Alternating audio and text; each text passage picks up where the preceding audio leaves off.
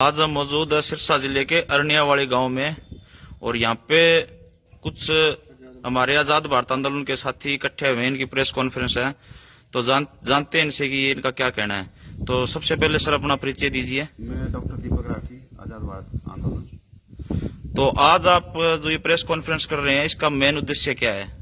इसका मेन उद्देश्य के अखबार के माध्यम से जनता को बताना कि WTO WHO जिस पे भारत ने साइन किए थे 1994 में, वो भारत की गुलामी का दस्तावेज है और जब तक भारत उससे बाहर नहीं निकलेगा तो किसानों का, व्यापारी का, मजदूर का ये हाल होने वाला है। क्योंकि WTO में ऐसी ऐसी शर्तें हैं जिसके तहत भारत का किसान बेचारा बद से बदतर होता जाएगा। उसमें सीधा सीधा सबसे पहले और सबसे जो नुकसानदेह शर्त है कि जो सब्सिडी किसानों को मिल रही है वो सरकार खत्म करे। अगर सरकार वो खत्म करेगी तो बाहर से सस्ता माल आएगा और भारत के किसानों का माल है ना महंगा होगा और उसमें भारत के किसानों को कंज्यूमर नहीं मिल पाएंगे, जो सीधा सीधा बेचारे किसानों को बहुत नुकसानदेह होने वाला है। तो आज जिस तरह आप WTO की बात कर रहे हो तो आपका सीधा सीधा कहना है कि ये जो निजी कंपनियां जो भारत के अंदर आज आई हुई है सब WTO की मेहरबानी है? हाँ, सारी WTO की है। मॉन्सेंटो, कारगिल, एक्वाफिना, किनले जो पानी भी बेच रही हैं। अब आप वैसे तो UNO में देखोगे सबको ड्रिंकिंग वाटर साफ दिया जाएगा, लेकिन जब दुनिया को ना ड्रिंकिंग वाटर साफ दिया जाएगा तो पानी की कंपनियां क्यों आ रही हैं? अब किनले इंटरनेशनल ब्रांड है और पूरी दुनिया में पानी बेचता है। कोका कोला का है शायद, या उसका होगा, पेप्सी कोला का होगा, इन्हीं में से एक है। तो अब आप ये देखो 20 रुपए लीटर हमारा ही पानी हमें बेचा जा रहा है। ये ना कौन सा तुक है? तो ये डॉक्टर साहब का साफ साफ कहना है कि जिस तरह जितनी भी निजी कंपनी आएगी ये नहीं देखेगी हमारे जो जल स्रोत है इनका दहन हो रहा है और जितने भी हमारे भूमि के अंदर रसायन जो उर्वरक डाले जा रहे हैं ये सिर्फ और सिर्फ निजी कंपनियों को फायदा पहुंचाने के लिए सिर्फ और सिर्फ। हाँ, सीधी बात है। और अब आप किनले का जो है, किनले का टर्नओवर कई लाख करोड़ का है पूरे साल का, और भारत का आप वो देख लो बजट कितना है। तो सीधा सीधा किस लिए? आप पानी से तो पतला दुनिया में कोई चीज नहीं है, और हमारे यहाँ तो पानी पिलाना धर्म माना जाता था। यहाँ पे पानी बेचना तो पाप है। यहाँ तो दूध भी नहीं बेचा जाता था। दूध भी आज के हालात में इसलिए बेचा जा रहा है कि उनके पास और कोई धंधा नहीं रहा। तो ये डॉक्टर साहब का कहना है कि ये 14 करोड़ जो हमारे यहाँ भारत के अंदर किसान कर रहे हैं उनकी रोजी रोटी का सवाल है। बिल्कुल रोजी रोटी का सवाल है। उनका नहीं है, बाकियों का भी है। बाकी लोग भी खाएंगे कहाँ से? बिल्कुल डॉक्टर साहब।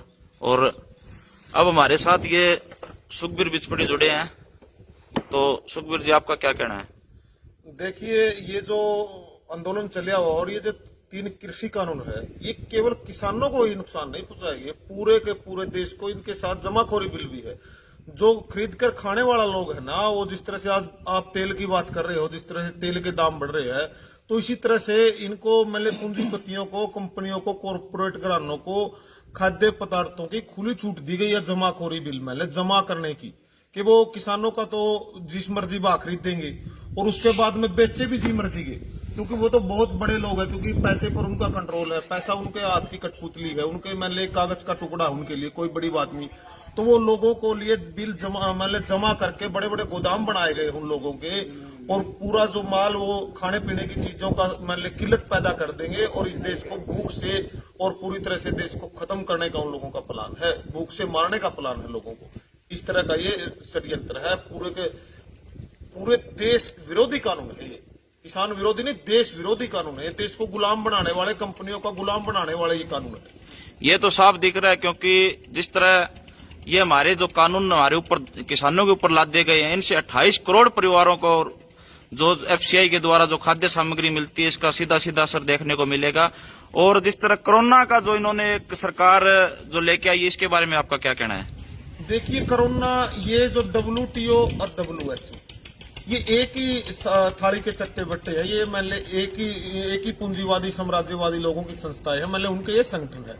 जिस तरह से पहले तो इन्होंने WHO की तरफ से ये बीमारी का फैला के दहशत कोरोना, मान ले खांसी, जुकाम, बुखार जो हमेशा नॉर्मल होता है, मौसम परिवर्तन में हमेशा होता आया है, और उसी का इन्होंने कोरोना नाम लेके बहुत बड़ा बाजार बनाया गया, बहुत बड़ी मेडिसिन, दवाइयां, और आज ये वैक्सीन बेच रहे हैं। तो आज पिछला जो बजट था ना सरकार का, तो ये लोग कह रहे कि वैक्सीन फ्री में दे रहे, फ्री में नहीं दे रहे। पिछले बजट में 35,000 करोड़ रुपए का घोटाला कर दिया इन लोगों ने। 35,000 करोड़ रुपए का बजट बनाया गया कि हमने कोरोना पर 35,000 करोड़ रुपए खर्च कर दिए हैं। तो डॉक्टर साहब, ये आप जो आजाद भारत आंदोलन का अगला स्टेप क्या होगा? अगला स्टेप ये रहेगा कि हम लोगों को एक तो हम चाहेंगे कि चुनाव का बहिष्कार करें, सरकार के साथ हम असहयोग आंदोलन की शुरुआत करें जो महात्मा गांधी ने शुरू किया था, क्योंकि अब 7 महीने से ज्यादा हो गए, 8 महीने होने वाले हैं और सरकार पे कोई जू नहीं रेंग रही कि ये कानून वापिस क्या ले, बात भी नहीं हो रही। अब तो बात भी नहीं हो रही और मेरे हिसाब से अब सरकार ने किसानों ने सरकार से बात भी नहीं करनी चाहिए और इसमें अपने इस आंदोलन में और नई बातें जोड़नी चाहिए। और उसमें एक सबसे बड़ी जो हम बात कर रहे हैं WTO WHO से बाहर निकलने की, उसमें बात जोड़नी चाहिए।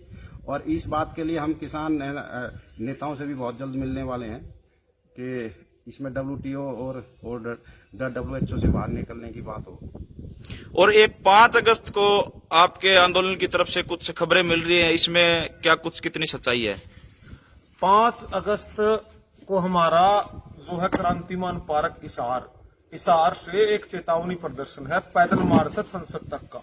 ये सरकार को ये चेतावनी है WTO, WHO, IMF, world bank की जो गुलाम सरकार है, जिसकी वो गुलामी कर रही है कॉरपोरेट घरानों की, पूंजीपति साम्राज्यवादी लोगों की, उनके खिलाफ, इस सरकार के खिलाफ हमारा चेतावनी प्रदर्शन है कि इन पूंजीपति और साम्राज्यवादी लोगों से को भूलकर इस देश की और इस जनता की बात सुनी जाए और इस देश और जनता के हित में कानून बनाए जाए, न कि पूंजीपति और साम्राज्यवादी लोगों के हक में।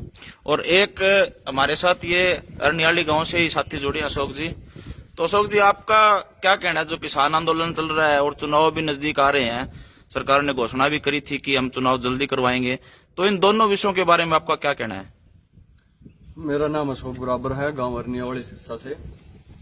चुनाव के बारे में मेरा साफ साफ कहना है कि जब तक जनता सोती रहेगी तो ये लुटेरे नेता जनता को लूटते रहेंगे। जैसे हम लोग खेती करते हैं, पशुओं की, जानवरों की रखवाली करते हैं, अगर खेत को सुनना छोड़ दें तो खेत को वो जानवर खा जाते हैं। इसी प्रकार हम इन लुटेरे नेताओं के भरोसे देश को छोड़कर सो रहे हैं और ये लुटेरे नेता केवल चुनाव के अंदर 2-3 महीने गांव में जनता के बीच में आते हैं और 5 साल तक इसको लूटते हैं। हम खेत के अंदर एक सीरी 1 साल के लिए रखते हैं, उससे पूरा साल काम लेते हैं और उससे पाई का हिसाब लेते हैं। और इन नेताओं को हम जो बनाते हैं, ये लाखों करोड़ रुपए हर महीने का कमाते हैं। 5-6 लाख रुपए तो तनख्वाह होती है इनकी, जो हमारे वोट के कारण ही इनको तनख्वाह मिलती है। लेकिन हम इनसे कभी भी गांव में आते हैं तो हिसाब नहीं मांगते भी आपको इतनी तनख्वाह हमने दिलवाई है, वोट देकर दिलवाई है, और इसके अलावा तुमने कितना देश का पैसा लूटा है और कितना हमारे देश के लिए तुमने काम किया है। जब तक जनता इनसे ये हिसाब नहीं पूछेगी तब तक ये देश ऐसे ही लूटता रहेगा, क्योंकि जितनी बाहरी पूंजीपति कंपनियां हैं, पूंजीपति लोग हैं, उनसे भी ये नेता लोग पैसे लेते हैं। और किसानों के खिलाफ जो काले कानून है, अडानी अंबानी जैसे लोग, उनसे भी ये पैसा लेकर काले कानून किसानों के खिलाफ बनाते हैं। पहली बात तो ये जनता के वोटों से MLA MP बनते हैं और वोटों से ही इनको सरकारी नौकरी मिलती है। हमारी गलती ये है कि हम नेताओं को नेता और चौधरी साहब मानने लगते हैं। ये लोग हम जो सरकारी तनख्वाह जो भी लेता है, किसने जो सरकारी तनख्वाह जो भी लेता है वो जनता का नौकर है। और नौकर से जब तक जनता हिसाब मांगना नहीं सीखेगी तब तक इस देश का भला नहीं हो सकता। हमारी टैक्स के पैसे से सरकार में जो जाता है, उसी पैसे से इन नेताओं को, मंत्रियों को, बड़े बड़े अफसरों को, लाल फीताशाही को तनख्वाह मिलती है। तो हमारी ये जनता की नौकरी करने की बजाय हमारे ऊपर चौधर करते हैं, दादागिरी करते हैं, गुंडागर्दी करते हैं, और पूरा का पूरा बजट जो जाता है टैक्स का पैसा सरकार में, उसका बहुत बड़ा पैसा ये नेता लोग खा लेते हैं। तो आपके सिरसा जिले में जितने भी गांव हैं, उन गांव को आप चुनाव को लेकर के आप उनको, गांव वालों को क्या कहना चाहेंगे? मैं गांव वालों को यही कहना चाहूंगा, जो भी हर गांव में एक कमेटी बननी चाहिए कि जो भी नेता आपके गांव में आए उसको मंदिर में खड़ा करके ये पूछो कि आपने राजनीति में आने के बाद देश से कितना पैसा लूटा है। अगर लूटा है तो हम आपको वोट नहीं देंगे। नहीं लूटा है तो आप मंदिर में खड़ा होकर शपथ खाएं। जब तभी जाकर इस देश में राजनीति शुद्धिकरण होगा। और जब तक राजनीति शुद्धिकरण नहीं होगा, ये देश की जब हम चाबी ही चोर को दे देंगे तिजोरी की और हम बाहर बैठे रहेंगे, तो चोर ने तो चोरी करनी है। तो आप चुनाव के बहिष्कार के बारे में क्या कहना चाहेंगे? ये जो सरपंची और जो पंचायती चुनाव आ रहे हैं, इनका बहिष्कार होना चाहिए या नहीं होना चाहिए? बहिष्कार यही कहना चाहता हूं भी जो भी उम्मीदवार अगर ईमानदार है तो उसको चुनाव में सपोर्ट करो, अगर वो सर्वसम्मति से बनाओ। और जो चुनाव में दारू पैसा बांटता है वो ऐसे प्रतिनिधि का बहिष्कार करो। अगर जब तक ईमानदार उम्मीदवार नहीं आते हैं राजनीति में, तब तक वोट का जो काम है वो बंद होना चाहिए। तो ये हमारे साथ अशोक जी थे। इन्होंने साफ साफ कहा है कि जिस तरह जो भी नेता, जितने आज तक घोटाले हुए ऐसे नेताओं को बाहर होना चाहिए और चुनाव है जो साफ नीति से होना चाहिए। और एक सवाल और है डॉक्टर साहब कि जिस तरह WTO के बारे में आपने कहा, तो क्या आने वाले समय में आपके जो आंदोलन से ये आप कितना सोचते हैं कि अगर आप लोगों को कितनी बात अपनी समझा सकेंगे WTO के बारे में? WTO में अभी भी हमारा काम तो राजीव भाई ने बहुत सा पहले से किया हुआ है। हमने सिर्फ राजीव भाई के काम को थोड़ा आगे बढ़ाना है। आज हमें सिर्फ WTO के बारे में थोड़ी सी शुरुआत करनी है। जनता तो तैयार बैठी है, क्योंकि जनता ने हालात देख लिया। जनता जो बेचारा सबसे ज्यादा लेबर करने वाला, आज के दिन श्रम सबसे ज्यादा भारत में ही कमा रहा है, तो ऐसा कौन सा नियम सरकार बना रही है कि हमारा डॉलर, मतलब हमारा रुपया तो महंगा है और डॉलर रुपया तो सस्ता है और डॉलर महंगा है। क्या हमने लेबर नहीं किया? क्या हमने पसीना नहीं बहाया क्या? जबकि यूरोप में और अमेरिका में तो आधा साल तो कोई काम ही नहीं होता। हम तो पूरे साल काम करते हैं खेत में। तो ये धीरे धीरे जनता को जब समझ में आएगा तो जनता उठ खड़ी होगी। और ये किसान आंदोलन से ही हम इस मामले को आगे लेके जाएंगे, ये हमारा पूर्ण विश्वास है। तो ये डॉक्टर साहब का साफ साफ कहना है कि जिस तरह से ये जो काले कानून है, ये भी एक WTO की मेहरबानी है, जिसके अंदर एक ये भी माना जा रहा है कि जिस तरह जब निजी कंपनियां भारत के अंदर आएगी तो उनकी कोई किसी तरह की किसानों के प्रति कोई जवाबदेही नहीं रहेगी। और सुखबीर भाई साहब, ये जो किसान आंदोलन चल रहा है, जितने दिनों से चल रहा है, 8 महीने हो गए, तो इसके बारे में क्या लगता है कि कहीं ना कहीं मोर्चा कमजोर हो रहा है या WTO का कितना दबाव माना जा रहा है? देखिए, सरकार पूरी तरह से पूंजीपतियों के नीचे दब चुकी है, WTO के नीचे दब चुकी है। और जिस तरह से बिल गेट्स का हम बार बार जिक्र करते हैं, बिल गेट्स ने इन लोगों को पूरी तरह से गुलाम बना लिया है। बिल गेट्स भी है और भी पूंजीवादी साम्राज्यवादी लोग, जिस तरह रोथशाइल्ड है, रॉकफेलर है, ये उनके कब्जे में देश चला गया है। और जो मोदी है, अबानी अडानी है, उनके एजेंट के थ्रू मैंने काम करे, ये देश फिर से गुलाम हो चुका है। अब जो फिलहाल जो स्थिति है वही स्थिति हो चुकी है। अब देश फिर से पूंजीपति और जिस तरह कंपनियों का, पहले अंग्रेजों का गुलाम था, कंपनियों का गुलाम था, तो आज फिर एक बार फिर ये देश कंपनियों का गुलाम हो चुका है। और उसके लिए इस देश की जनता को खड़ा होना पड़ेगा, क्योंकि ये नेता तो देश को, इनको तो बेच दिया है देश को, और ये देश खाली करके चले जाएंगे, विदेशों में रहेंगे। ये इन्होंने क्या लेना यहाँ पर? इन्होंने तो देश का सौदा कर दिया है, पूरी तरह से देश को कंपनियों के हवाले कर दिया है। और अब इस जनता को खड़ा होना होगा और देश को बचाना होगा।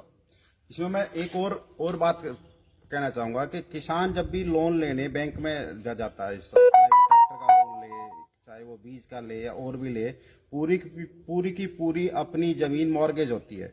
अभी किसान क्रेडिट कार्ड मिलता है, जो किसान को क्रेडिट कार्ड मिलता है, 1 एकड़ की कीमत लगभग आज के दिन 20-22 लाख है, लेकिन उसको मिलते 2-3 लाख। जबकि अडानी अंबानी को बगैर किसी मॉर्गेज के कई लाख करोड़ का लोन में मिला हुआ है। सरकार किस नीति के तहत उसको देती है? आज के दिन करीबन 5 लाख करोड़ का तो लोन है अडानी पे और 7 से 8 लाख करोड़ का लोन है अंबानी पे।